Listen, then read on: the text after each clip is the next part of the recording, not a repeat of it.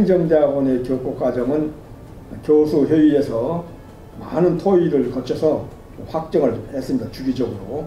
그 시대에 맞춰서 어떠한 교육률에게 필요한가 이런 것들을 논의를 하고 그걸 바탕으로 행정대학원의 교과과정을 개편을 해서 당시 원장이신 박동서 교수께서 우리가 경제학자, 재정학자 한 사람이 좀 필요한데 올 의사가 있느냐 이제 이렇게 그 짤막한 편지가 왔어요.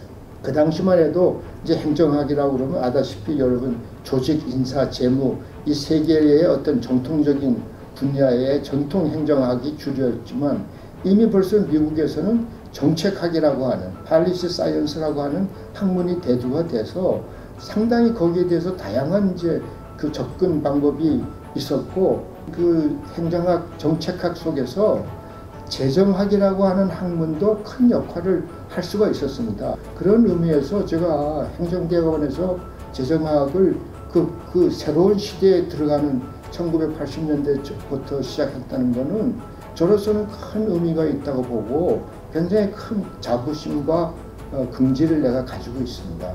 근데 사실 이 행정학과 정책학은 분리를 할 수 없는 학문이죠. 정책을 수행하는 도구로서의 행정학이 필요하니까요. 서울대학교 행정대학원이 한 것은 선생님들이 그 현실 참여도 많이 하고 그리고 또 각 기관으로 연구과제를 많이 하다 보니까 현실을 많이 알게 된 거예요. 그러다 보니까 행정농 논문을 보면은 이론에 치우치지 않고 한국적인 상황을 가지고 쓴 논문들이 상당히 많이 축적되었어요. 이 사례 연구가 축적이 돼야 우리나라 사회 그리고 경제, 정치, 실상에 맞는 그런 연구가 가능하거든요.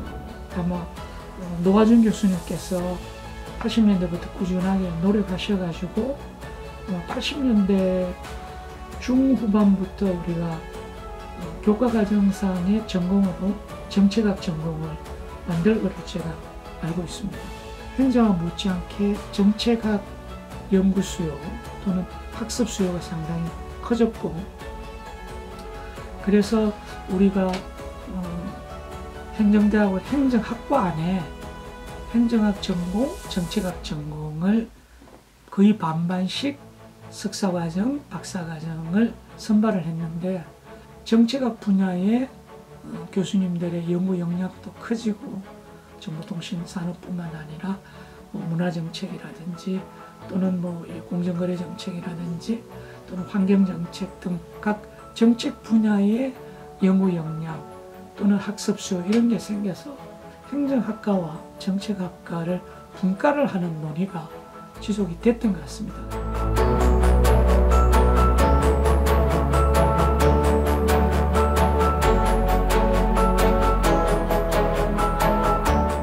행정대학원 구동에서 이제 이전을 한 게 제 기억으로는 1995년 가을쯤인 것 같아요. 새로운 건물에 들어오면서 새로운 프로그램을 많이 하게 된 거죠. 과장 국장급들에 대한 공개 강좌 같은 것들을 당시에 그 김시중 장관이 적극적으로 제안을 해서 과학기술정책과정이라고 해서 과기부나 또는 과기 출연 연구기관의 의사결정자들을 상대로 교육하는 프로그램을 한 2년, 3년 정도 운영한 걸로 제가 기억을 합니다.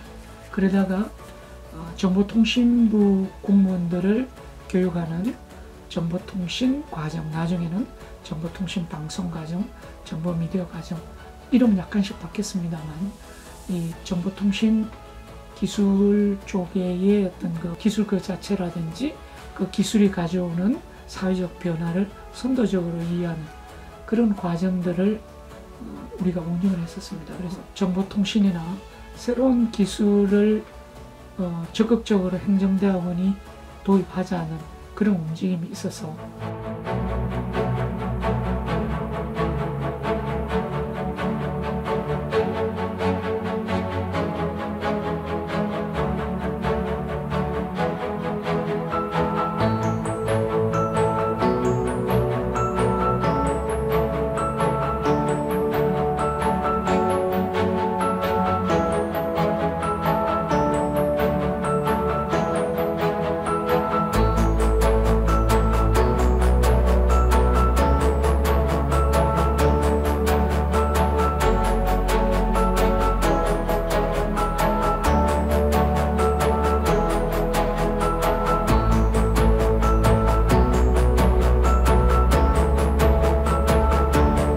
정정길 교수가 나보다 원장을 한 텀 먼저 하셨는데 그때 여기 구방 그 건물을 그때 지었어요. 방석현 교수 아시는 분이 설계를 해서 그걸 지었고 정정길 교수 때 그것을 완성을 했고 그 앞에 표지석이 있고 뭐 글씨 행정대학원이라는 글씨 쓴 거 있죠.